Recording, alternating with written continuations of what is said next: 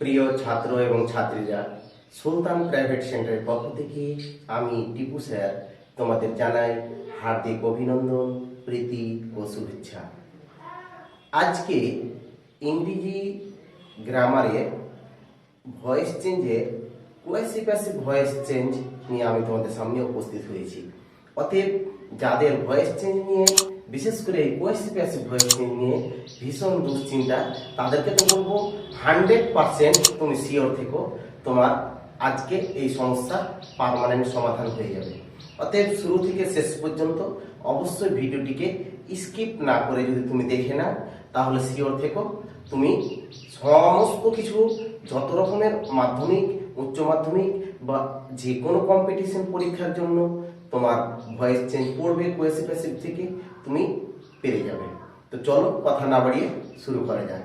তো যাই হোক, দেখো, প্রথমত আমি বলি কোয়েসি প্যাসিভ ভয়েস কথাটির বাংলা মানে, আমরা বাংলাতে যে বাচ্য পড়ি, তো এটাকে কর্তৃকর্মবাচ্য রূপে চিহ্নিত করা যেতে পারে। তার মানে কোয়েসি প্যাসিভ ভয়েসের বাংলা মানে হচ্ছে কর্তৃকর্মবাচ্য। এবার বিষয়টা যেটা হচ্ছে, এই কোয়েসি শব্দটার অর্থ কি একটু করে হালকা করে দেখিয়ে দিই।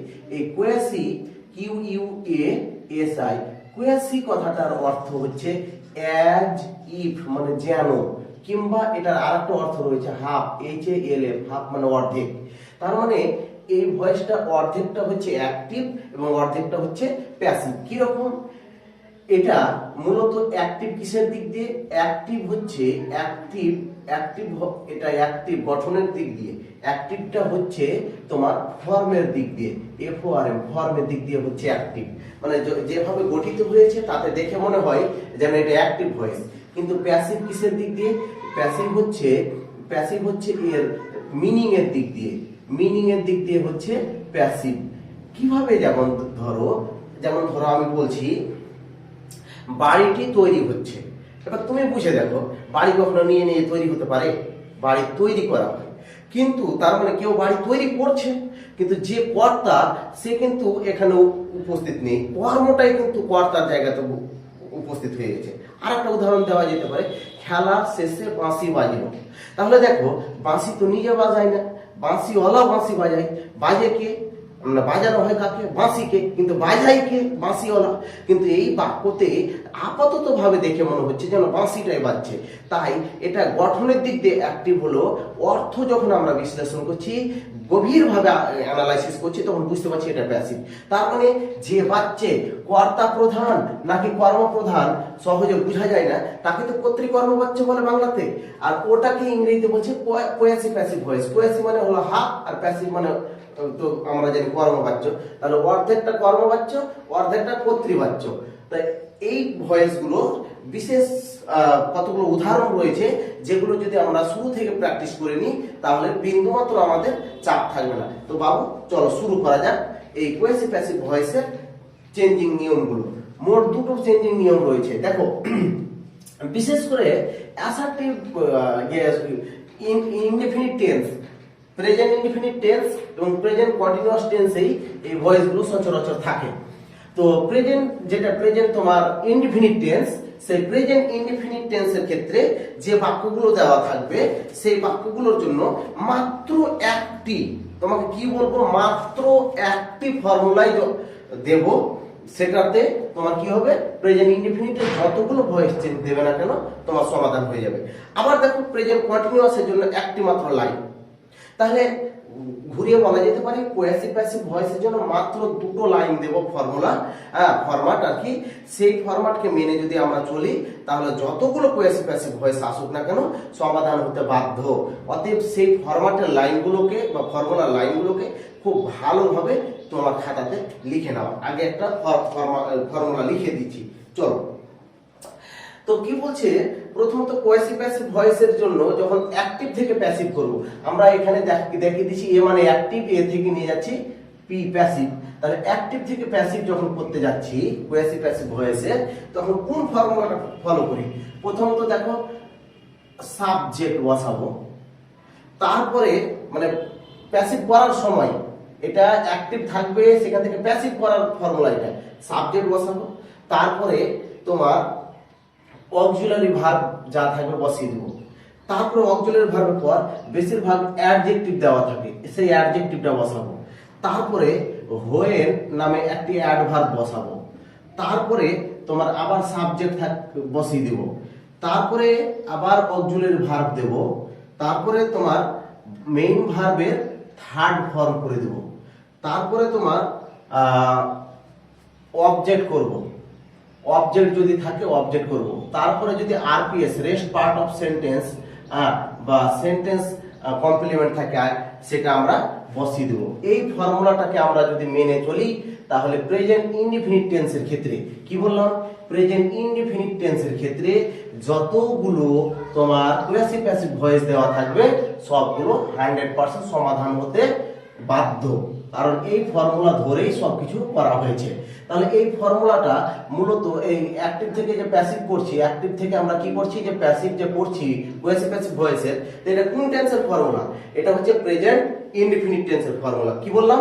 Present indefinite, present indefinite, present indefinite টেন্সের ফর্মুলা। বুঝতে পেরেছো? তো এই প্রেজেন্ট ইনডেফিনিট টেন্সের ফর্মুলাতে এবার এই ফর্মুলাকে ধরে ধরে যদি আমরা সমাধান করি তাহলে দেখতে পাবে কত সুন্দর হচ্ছে। আচ্ছা, একটা করে উদাহরণ দিচ্ছি আর আমরা সমাধান করছি। তোমাদের অনেকেরই জানা আছে, যেমন ধরো হানি, HONEY, হানি মানে কি? মধু। তাহলে হানি ইজ মানে হয়, আর সুইট মানে SWEET, সুইট মানে মিষ্টি। তাহলে এখানে তুমি চিহ্নিত করো হানিটা কি। হানিটা হচ্ছে এখানে বুঝার ক্ষেত্রে ওখানে খালি ভাবো, হানিটাকে সাবজেক্টই ধরলাম, ইজটাকে কি ধরলাম? Auxiliary verb. এখানে অক্সিলারি ভার্ব নয়, এটাকে আমরা মেইন ভার্ব হিসেবে ধরতে হবে, তবুও আমি অক্সিলারি ভার্ব হিসেবে দেখাচ্ছি। আর সুইট এটা হচ্ছে তোমার অ্যাডজেক্টিভ। এবার এটা কিন্তু মেইন ভার্বই হবে, এটা অক্সিলারি ভার্ব হবে না, কারণ ইজের মানে আছে। তো যাই হোক, এখানে এখন আমরা এটাকে মেইন ভার্ব হিসেবে নয় অক্সিলারি ভার্ব হিসেবে চিহ্নিত করে রাখলাম, যদি ব্যাকরণগত ভাবে কিন্তু এটা মেইন ভার্ব। এবার দেখো এটাকে আমি চেঞ্জ করতে যাচ্ছি। তাহলে আমাকে প্রথম বসাতে বলেছে সাবজেক্ট, তাহলে এখানে সাবজেক্ট হিসেবে হানি দেখতে পাচ্ছি, HONEY, হানি। তারপর অক্সিলারি ভার্ব এখানে ইজ, যদি এটা মেইন ভার্ব, আচ্ছা মেইন ভার্ব লিখিয়ে দিচ্ছি, মেইন ভার্ব। হ্যাঁ, এখানে এটাকে মেইন ভার্বই করে দিলাম। অক্সিলারি ভার্ব ছিল। তো যাই হোক, হানি ইজ বি ভার্ব, এটাকে বি ভার্ব হিসেবে আমরা ইউজ করব। তাহলে হানি ইজ সুইট। এবার অ্যাডজেক্টিভ বসাতে বলেছে, বসিয়ে দিয়েছি। তাহলে হানি ইজ সুইট, মধু হয় মিষ্টি। When, WHEN, when it is, এবার মধুকে কি করে আমরা স্বাদ গ্রহণ করি, তাহলে when it is tasted, TASTED, tasted. তাহলে দেখো এই যে ইটটা একবার সাবজেক্ট বসালাম, যেহেতু হানি বলেছি সেহেতু আর আমি ডবল সাবজেক্ট বসাচ্ছি না। এবার দেখো যেহেতু প্রেজেন্ট ইনডিফিনিট টেন্সে বাক্যটা আছে সেহেতু এখানে আমরা অক্সিলারি ভার্ব হিসেবে এবার কি নিয়েছি, ইজ নিয়েছি। এবং এই যে দেখো মেইন ভার্বটা কি হয়েছে, থার্ড ফর্ম হয়েছে। এবং এখানে আমরা ফর্মুলা অনুযায়ী হোয়েন বসানোর কথা ছিল, হোয়েন বসিয়েছি। তাহলে দেখো honey is sweet when it is tasted, মধু হয় মিষ্টি যখন এটাকে কি করা হয়, টেস্ট করা হয় বা এর স্বাদ গ্রহণ করা হয়। সেম একইভাবে বলা যেতে পারে quinine, QUININE, quinine is bitter, BITTER, bitter মানে তিক্ত। তাহলে এটাও সেম এই ফর্মুলাতে হবে। কিভাবে হবে দেখো তো দেখি। তাহলে প্রথমে লিখব quinine, QUININE, quinine is bitter, BITTER, bitter মানে তিক্ত বা তেতো। Quinine is bitter when it is tasted, TASTED, tasted. কারণ কুইনাইন যখন আমরা জিভে দিয়ে দেখি তখন আমরা বুঝতে পারি এটা তেতো। এবার দেখো এইরকম এই বেশ কিছু জিনিস রয়েছে যেগুলো একই রকম ফর্মুলা মেনে চলতে থাকবে। তো চলো এর পরের উদাহরণগুলো দিয়ে, আমি এই ভয়েসটাকে একটু লেন্দি করতে চাইছি কারণ এখানে অনেকগুলো উদাহরণ থাকে এবং যেগুলো আসলে ছেলেপেলেরা চিনতে পারে না যে এটা অ্যাকচুয়ালি প্যাসিভ প্যাসিভ ভয়েসে আছে। তাই আমি বেশি বেশি করে উদাহরণ দিয়ে সেগুলো প্র্যাকটিস করাবার চেষ্টা করছি, যাতে তোমাদের উদাহরণগুলো দেখে দেখে দেখে দেখে আইডিয়াটা ক্লিয়ার হয়ে যায়। তো চলো আরো কিছু বাক্য দিচ্ছি। আচ্ছা, যেমন ধরো স্টোন মানে কি, স্টোন মানে পাথর।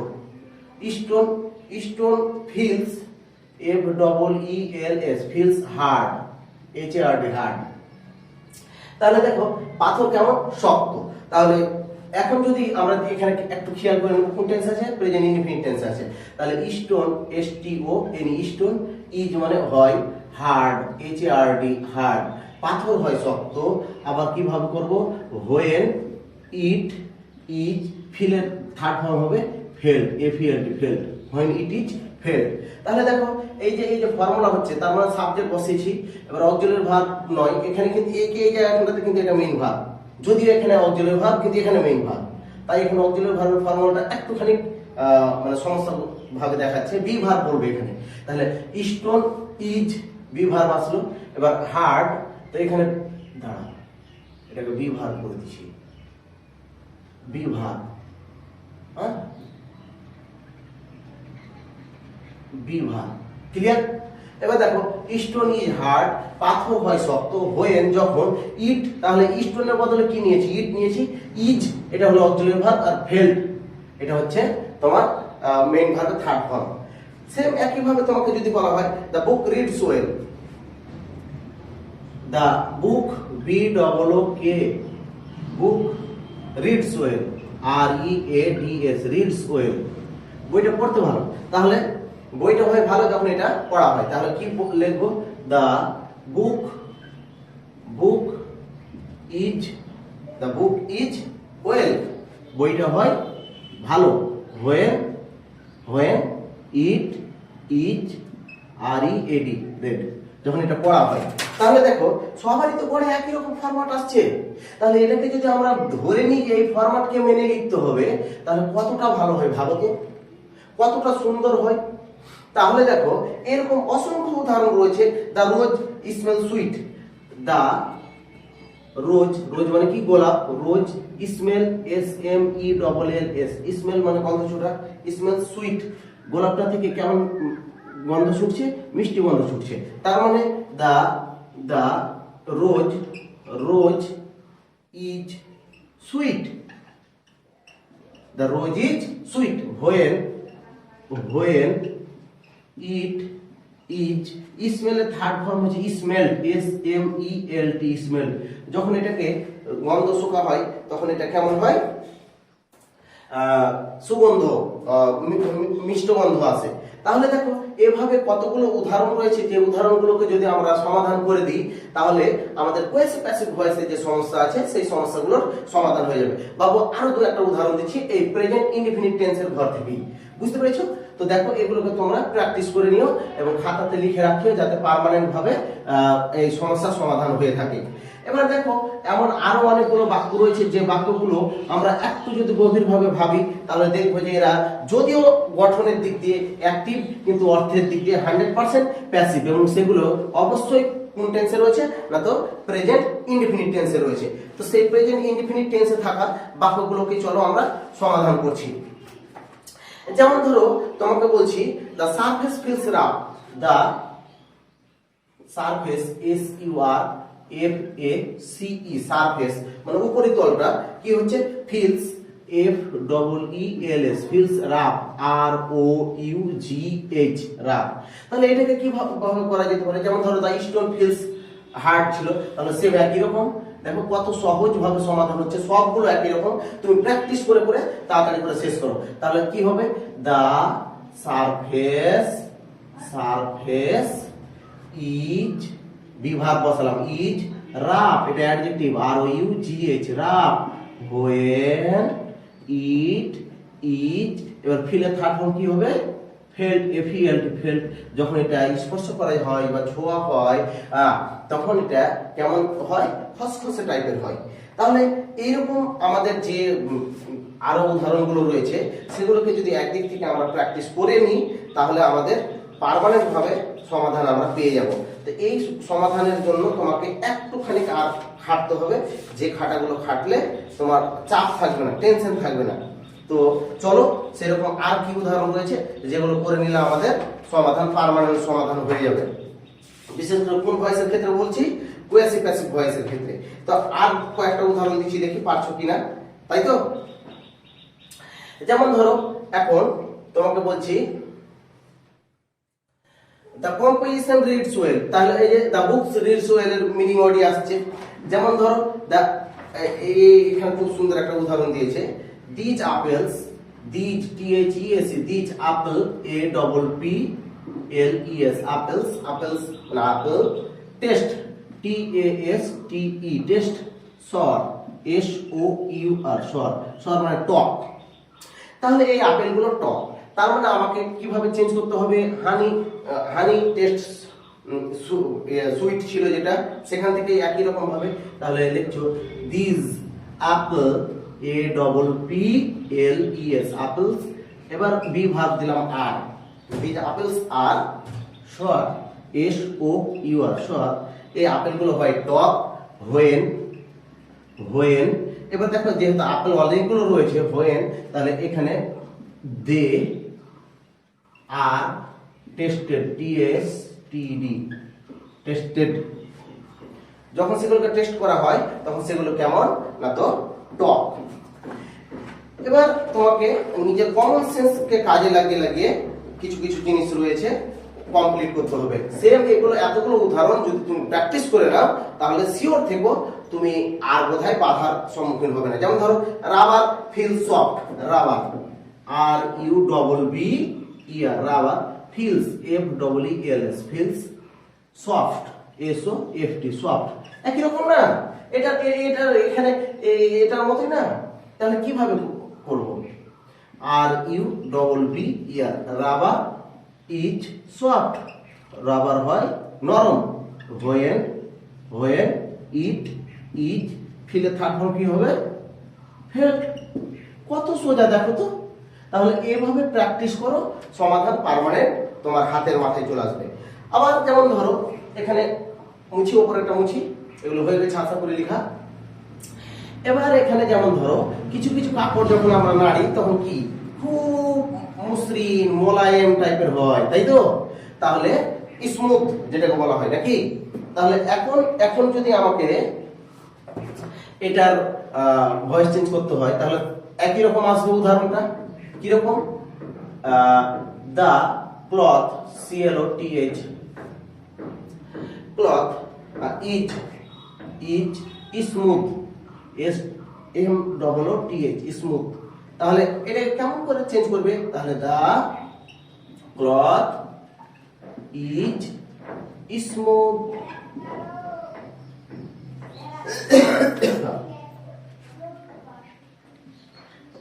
when it when it is। এবার দেখো কাপড় মূলত কি করা হয়, ব্যবহার করা হয় when it is used। যখন এটা ব্যবহার করা হচ্ছে তখন এটা কেমন লাগছে? এটা স্মুথ লাগছে। তাহলে এভাবে আমাদেরকে কমন সেন্স দিয়ে ইউজ করতে হচ্ছে, ব্যবহার সহায়তা হচ্ছে। যেমন ধরো কাপড়ের ক্ষেত্রে আমরা লিখলাম ইউজ। আবার দেখো যেমন ধরো আপেল খাওয়ার ক্ষেত্রে হয় তাই আমরা লিখলাম টেস্টেড। আবার দেখো রাবার গুলো যখন আমরা ফিল করছি, এখানে একটা ভাব যেহেতু দিয়েছে তাই আমরা কি করলাম? ফেল কথাটা দিয়েছি। তো এভাবে আমাদেরকে এখানে এই যে এখানে ফিল ভার্বটা দিয়েছিল, মেইন ভার্বটা, তো কোন কোন ক্ষেত্রে আবার অক্সিলারি ভার্ব দিচ্ছে, দিয়ে অ্যাডজেক্টিভ দিচ্ছে, বি ভার্ব দিয়ে অ্যাডজেক্টিভ দিচ্ছে, কখনো মেইন ভার্ব দিয়ে অ্যাডজেক্টিভ দিচ্ছে। তো যেভাবে দিক না কেন এই ফর্মুলাটাকে আমরা গড়ে মাথাতে রেখে চলবো। তাহলে এটা কি হয়ে গেল বাবু? এটা আমাদের কোয়েসিভ প্যাসিভ ভয়েসের প্রেজেন্ট ইনডিফিনিট টেন্স দিয়ে যদি কোনো কোয়েসিভ প্যাসিভ ভয়েস থাকে তাহলে এই পার্মানেন্ট সমাধান এবং এগুলো তার অনেকগুলো উদাহরণ, এগুলো প্র্যাকটিস করলে তোমরা সিওর থেকে কমন পাবে। এবার চলো আমরা কোয়েসিভ প্যাসিভ ভয়েসেরই আরেকটা রুলস রয়েছে, সেটা হচ্ছে তোমার কন্টিনিউয়াসের ফর্ম। তো বিশেষ করে কন্টিনিউয়াসের ফর্মে আমরা জানি প্রেজেন্ট কন্টিনিউয়াস হোক বা পাস্ট কন্টিনিউয়াস হোক, কন্টিনিউয়াসে কি হয়? মেইন ভার্বের সঙ্গে অবশ্যই কি থাকে?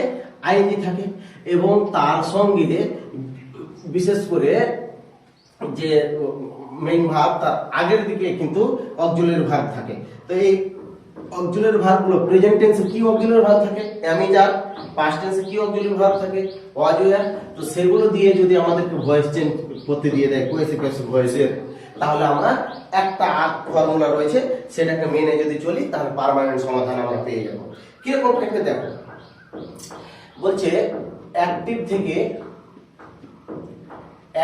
থেকে আমরা যদি প্যাসিভে নিয়ে যাই, তাই তো, অ্যাক্টিভ থেকে কিসে নিয়ে যাই, প্যাসিভে, সেই সময় আমরা এই ফর্মুলাটা মেনে চলবো। কোন ফর্মুলাটা দেখো, প্রথমত আমরা সাবজেক্টটা বসাবো, সাবজেক্ট প্লাস দেখো অক্সিলারি ভার্ব বসিয়ে দেবো, তারপরে দেখো বিইং বসাবো মেইন ভার্বের আইএনজি কুড়াবার জন্য, তারপরে দেখো এবার মেইন ভার্বটা কি করব, থার্ড ফর্ম বসাবো, আর বাকি তারপরে কিছু থাকলে ওগুলো বসে যাবে, ঠিক আছে। তো চলো কিরকম একটা উদাহরণ দিই। তাহলে এইটা হলো ফর্মুলা, এটাকে আবার তোমাকে বলছি একেবারে ভালো মতো করে লিখে রাখো, এটা যাতে সব সময় কালো কালিতে গাঢ় করে তোমার বইয়ে ভয়েস চেঞ্জের খাতাতে স্পষ্ট ভাবে থাকে। তাহলে এটা কোন টেন্স বলা, এটা কোন টেন্স বলা, এক কথায় প্রেজেন্ট কন্টিনিউয়াস বা পাস্ট কন্টিনিউয়াস, তাই আমি পাশে কন্টিনিউয়াস লিখলাম, কন্টিনিউয়াস, NUOUS, কন্টিনিউয়াস টেন্স। এটা কন্টিনিউয়াস টেন্সে থাকলে এই ধরনের ফর্মুলা আমরা কাজে লাগাবো। তো চলো যেমন লিখছি, the house, HOUSE, house is building, BUILD সঙ্গে ING, building, the house is building. তাহলে দেখো বাড়িটা নির্মাণ করা হচ্ছে, বাড়িটা নির্মাণ করা হচ্ছে। সেম একই ভাবে যদি বলি দা বুক, BOOK, book is printing, print, PRINT সঙ্গে ING, প্রিন্টিং। তাহলে দেখো এই ক্ষেত্রখানে আমাদের আবার দেখতে পাচ্ছি, আচ্ছা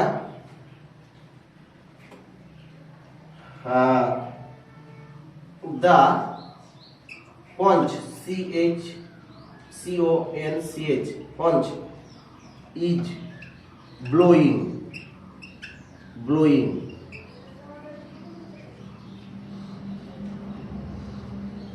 the punch is blowing, শঙ্খ বাজছে। কিংবা যেমন ধরো পঞ্চের জায়গাতে লিখে দিলাম পাইপ মানে বাঁশি, ফ্লুট, যাই হোক। তো এখানে আমরা দেখতে পাচ্ছি যে যদি আপাত দৃষ্টিতে অ্যাক্টিভ সেন্সে ধরে, যদিও দেখো বাড়ি কেউ তৈরি করে, বাড়ি নিজে তৈরি হতে পারে না, বইকে কেউ ছাপায়, বই নিজে নিজে ছাপতে পারে না, আচ্ছা শঙ্খকে কেউ বাজায়, নিজে নিজে বাজতে পারে না, তা সত্ত্বেও এই বাক্যের গঠনগুলোতে এমন ভাবে বসেছে মনে হচ্ছে তারাই যেন সাবজেক্ট। তাছাড়া আপাত দৃষ্টিতে যুক্তির খাতিরে মানে কথার খাতিরে ধরে নিলাম যে হ্যাঁ এটা সাবজেক্ট। তাহলে এটা কি হবে, এটা হবে অক্সিলারি ভার্ব, এটা কি হবে, এটা হবে মেইন ভার্ব। তাহলে অবজেক্ট কোথায়, অবজেক্ট নেই, কারণ অ্যাকচুয়ালি অবজেক্ট থাকবে কি করে, কারণ অ্যাকচুয়ালি বাড়িটাই তো অবজেক্ট, বইটাই তো অবজেক্ট, এই কনসটাই তো অবজেক্ট, তাহলে সাবজেক্টের জায়গাতে ওরা চলে এসছে। তা আপাতত এভাবে যদি আমরা সাজিয়ে নিই বুঝার খাতিরে, তাহলে কিভাবে চেঞ্জ করতে হবে সেই জিনিসটাকে আমরা দেখিয়ে দিচ্ছি। এমভি মানে মেইন ভার্ব। তাহলে দেখো সাজাতে চলো, তাহলে আমাকে বলা হয়েছে প্রথমে সাবজেক্ট বসাও, তাহলে বসিয়ে দিলাম সাবজেক্ট। এখানে কে সাবজেক্ট আছে বলো, দা হাউস, ফর্মুলা অনুযায়ী চলতে হবে, দা হাউস, HOUSE, হাউস। তারপর অক্সিলারি ভার্ব কি আছে, ইজ। তারপরে কি এখানকার আইএনজি ওড়াবার জন্য বি ভার্ব ধার করতে হলো, দিয়ে আইএনজিটা লাগিয়ে দিলাম, তাহলে বিইং বসেছি। এবার মেইন ভার্ব কি পড়ে থাকলো, বিল্ড। তাহলে বিল্ডে তোমরা থার্ড ফর্ম জানো, BEILT, বিল্ড, বিল্ডের ডিটা কেটে কি হলো, টি হলো। The house is being build, বাড়িটা নির্মাণ করা হইতেছে, বাড়িটা নির্মাণ হইতেছে না, নির্মাণ করা হইতেছে। তাহলে বইটা ছাপিতেছে না, বইটাকে ছাপানো হইতেছে। তাহলে এখানেও সেম একই ভাবে কি হবে, সাবজেক্ট হিসেবে কি আসবে, দা বুক, BOOK, বুক, অক্সিলারি ভার্ব হচ্ছে ইজ, তারপরে আইএনজি উড়াবার জন্য বি ভার্ব ধার করলাম, তার সঙ্গে আইএনজি লাগিয়ে দিলাম বিং। প্রিন্টেড থার্ড ফর্ম হচ্ছে প্রিন্টেড, PRINTED, প্রিন্টেড। বুঝা গেছে? তাহলে কতটা সহজ দেখো। আবার দেখো দা পাঞ্চ ইজ ব্লোয়িং, তাহলে সাবজেক্ট হিসেবে কি হবে, দা পাঞ্চ, CONCH। আচ্ছা পাঞ্চ দেয়নি, ধরো এখানে ফ্লুট দিল, বাঁশি দিল, বা পাইপ দিল, বা দা হর্ন দিল, দা হর্ন ইজ ব্লোয়িং, এটাও দিয়ে দিল, the punch is blowing, the pipe is blowing. হ্যাঁ, তাহলে দা পাঞ্চ, তাহলে ইজ বিং, আর blowing, blow third form blow, blown, BLOWN, blown. তাহলে এই যে এটা হচ্ছে কোয়াসি প্যাসিভ ভয়েসের কন্টিনিউয়াস ফর্মের মানে অ্যাক্টিভ থেকে প্যাসিভ করার একটা ফর্মুলা, এবং এটা মেনে যদি চলা যায় তাহলে আমাদের কোয়েসিভ প্যাসিভ ভয়েসের সেরকম আর কোনো সমস্যা নেই, সমাধান একদম পার্মানেন্ট। তাই তোমাদেরকে বলছি বাবু, দেখো কোয়েসিভ প্যাসিভ ভয়েসের এই দুটো ফর্মুলাকে একটু মেনে সুন্দরভাবে চলো, 100% তোমরা সমস্যার সমাধান পাবে। তার সঙ্গে ভয়েসের অ্যাসার্টিভ সেন্টেন্সের ভয়েস চেঞ্জ, ইন্টারোগেটিভ সেন্টেন্সের ভয়েস চেঞ্জ, ইম্পারেটিভ সেন্টেন্সের ভয়েস চেঞ্জ, ডবল অবজেক্টের ভয়েস চেঞ্জ, তারপরে তোমার যেমন ধরো রিফ্লেক্টিভ অবজেক্টের ভয়েস চেঞ্জ, কগনিটিভ অবজেক্টের ভয়েস চেঞ্জ, ফ্যাক্টিটিভ অবজেক্টের ভয়েস চেঞ্জ, আরো কত রকমের অবজেক্ট রয়েছে, সেই ভয়েস চেঞ্জগুলো রয়েছে, মোডাল অক্সিলারি ভার্বের ভয়েস চেঞ্জ, সব রকমের ভয়েস চেঞ্জ আমি করিয়ে রাখছি। তোমরা ভিডিওগুলো নিয়মিত দেখো, শিওর থাকবে ভয়েস চেঞ্জ শিখে যেতে পারবে। ততক্ষণ পর্যন্ত সুস্থ থেকো, ভালো থেকো, এবং চ্যানেলটাকে অবশ্যই একবার সাবস্ক্রাইব তো করবেই, সঙ্গে লাইক কমেন্টও করে দিও, আর বন্ধুদের কাছে শেয়ার করে দিও। ভালো থেকো।